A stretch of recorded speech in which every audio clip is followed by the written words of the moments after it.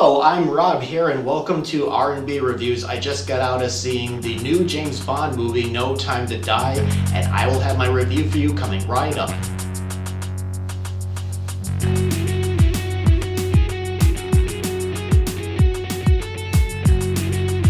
Daniel Craig is back in his fifth and final Bond film, and like a lot of other movies, this is one where the less that you know going in, the better.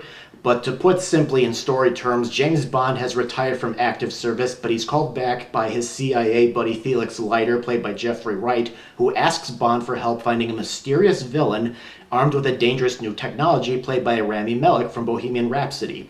Also involved in trying to find this villain is British Secret Service, headed by M, once again played by Ralph Fiennes, and his new 007 Naomie, played by Lashana Lynch. We also have Naomie Harris as Moneypenny, Ben Whishaw as Q, and even Christoph Waltz returning as Blofeld. The only time in the history of the Bond movies where an actor playing Blofeld has done that. And we also have Lea Seydoux Madeline from the previous film Spectre coming in here as well, playing a key role.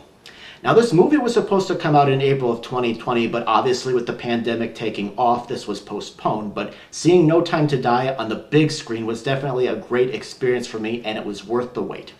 The movie, I thought, was a great way to send off Daniel Craig, and it may be the best final Bond film for a Bond actor, perhaps tying with Timothy Dalton's License to Kill and maybe even George Lazenby's On Her Majesty's Secret Service, his only Bond film. This movie retains some of the standard fantasy elements of a Bond picture, like the gadgets, the Aston Martin, and even the action sequences. The opening chase scene is very well done, and the action scenes are great, but this movie does take some risks. For example, the look of this movie is fantastic.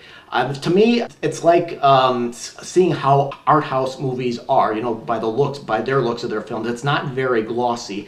Like, for example, the night scenes have great shadowy photography. There's scenes that are shot in like a snowy area and even the forest. It's just definitely one of the most beautiful looking Bond films. Also, there's more character development and substance in addition to the suspense and the thrills. And there are still some humor and wisecracks in the film as well. And the movie, I think, did a good job of balancing the past with something that's modern.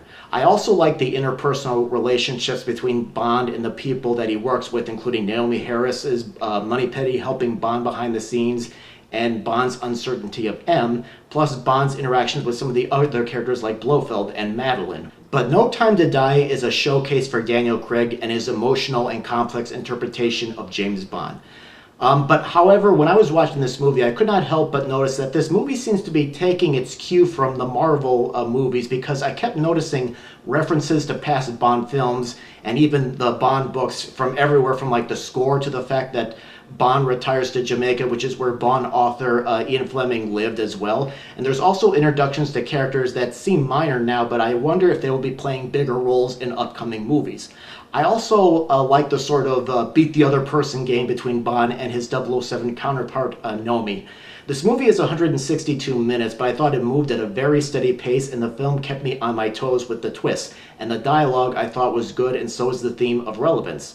I think some audiences might find the violence to be a little bit too realistic. Personally, I didn't care for Remi Malek as the villain. I felt like his performance was rather bland and underdeveloped despite his character's backstory. And I think some longtime Bond fans may not be happy with some of the choices that the filmmakers made.